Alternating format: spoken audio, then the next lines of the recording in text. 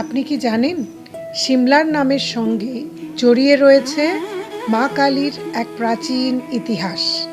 আর এই পাহাড়ি শহরের বুকেই রয়েছে এমন একটি কালী মন্দির যেখানে প্রায় 200 বছর ধরে জ্বলছে ভক্তির আলো। আজ আমরা শুধু একটা মন্দির দেখতেই আসিনি, আমরা খুঁজে বের করব সিমলার সঙ্গে বাংলার সেই অদৃশ্য যোগসূত্র, জানব এই মন্দিরের ইতিহাস, খাবো কালীবাড়ির বিখ্যাত ক্যান্টিনের মাটন থালি, আর ঘুরে দেখব মাল রোড, স্ক্যান্ডেল পয়েন্ট আর সিমলার অপূর্ব সূর্যাস্ত। চলুন তাহলে শুরু করি আজকের সফর সিমলা কালীবাড়ি।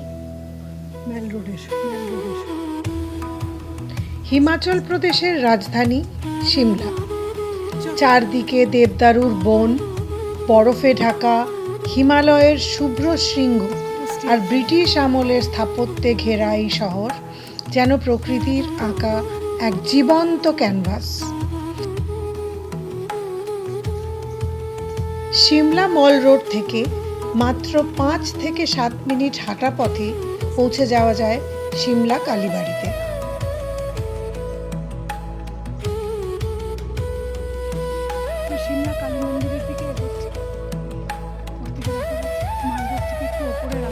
সামনের রাস্তা ধীরে ধীরে উঁচুর দিকে উঠে গেছে।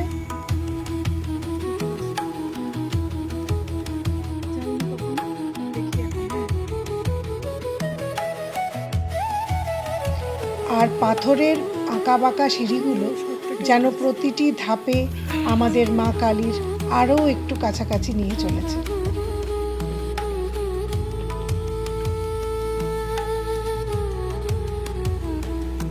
এই যে সামনে দেখতে পাচ্ছেন, এটাই সিমলার কালীবাড়ির প্রধান প্রবেশদ্বার। পাহাড়ের কোলে দাঁড়িয়ে থাকা এই মন্দির সিমলার ইতিহাসেরও এক গুরুত্বপূর্ণ অংশ। বর্তমান মন্দিরের স্থাপত্যে কলকাতার দক্ষিণেশ্বর কালী মন্দিরের ছাপ স্পষ্টভাবে লক্ষ্য করা যায়। তাই বহু বাঙালির কাছে এটি পাহাড়ের বুকে এক টুকরো বাংলা।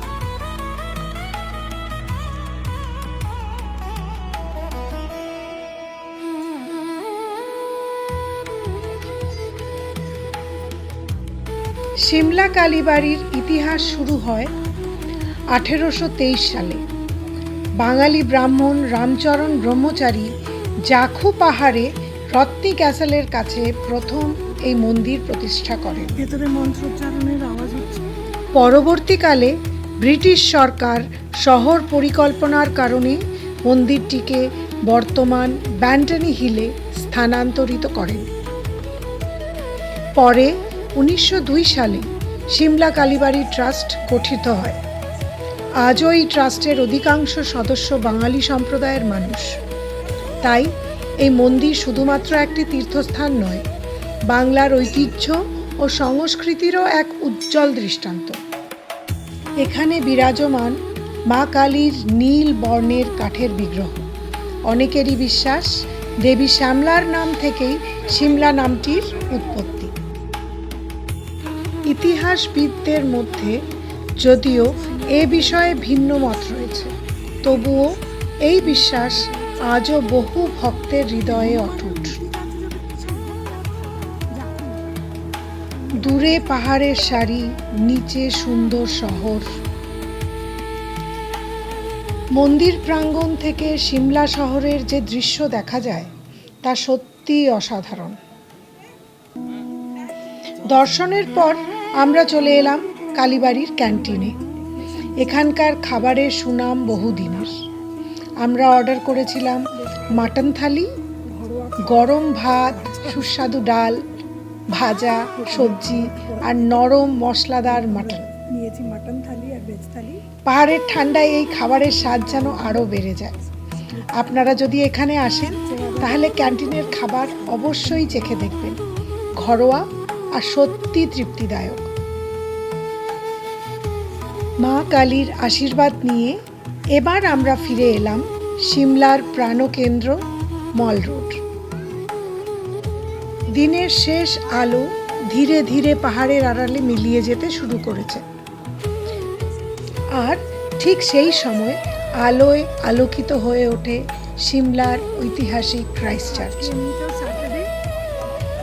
1857 সালে নির্মিত এই গির্জাটি উত্তর ভারতের দ্বিতীয় প্রাচীনতম চার্চ এবং আজও সিমলার অন্যতম পরিচিত স্থাপত্য। মল রোডের আরেক প্রান্তে রয়েছে বিখ্যাত স্ক্যান্ডেল পয়েন্ট। একটি জনপ্রিয় কিংবদন্তি অনুসারে ব্রিটিশ আমলে এখান থেকেই পাটিয়ালার মহারাজা এক ব্রিটিশ তরুণীকে নিয়ে চলে গিয়েছিলেন। সেই ঘটনাকে ঘিরেই এই জায়গার নাম হয় স্ক্যান্ডেল পয়েন্ট। যদিও এই গল্পের ঐতিহাসিক সত্যতা নিয়ে বিতর্ক রয়েছে, তবুও আজ এটি সিমলার এক অন্যতম আকর্ষণ। দিনের শেষ আলো ধীরে ধীরে পাহাড়ের আড়ালে মিলিয়ে যেতে শুরু করেছে। সূর্যাস্ত, পাহাড় আর চার্চ সব মিলিয়ে এই মুহূর্ত যেন সিমলার এক নিঃশব্দ কবিতা। আসলে এই সফরটা ছিল আমাদের বহু প্রতীক্ষিত রুপিন পাস ট্রেকের আগে। ট্রেক শুরু হওয়ার আগে হাতে সময় ছিল খুবই অল্প। সেই সীমিত সময়ে আমরা যতটা সম্ভব সিমলাকে অনুভব করার চেষ্টা করেছি। সিমলার কালীবাড়ির আশীর্বাদ নিয়েছি, মল রোডের প্রাণ চাঞ্চল্য অনুভব করেছি, স্ক্যান্ডেল পয়েন্টের গল্প আর পাহাড়ের বুক জুড়ে এক অপূর্ব সূর্যাস্ত দেখেছি। এই শহরের আরও অনেক কিছু দেখার বাকি রয়ে গেল। হয়তো আবার কোনো দিনও আরও বেশি সময় নিয়ে ফিরে আসবো আমরা সিমলা।